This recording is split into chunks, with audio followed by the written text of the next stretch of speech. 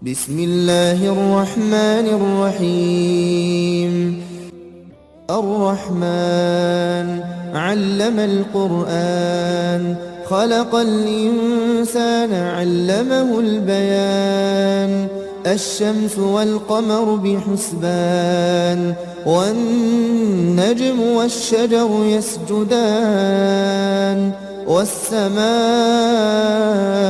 رفعها ووضع الميزان، ألا تطغوا في الميزان، وأقيموا الوزن بالقسط ولا تخسروا الميزان.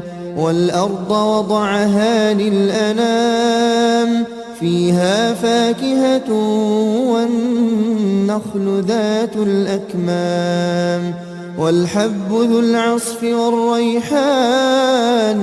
فبأي آلاء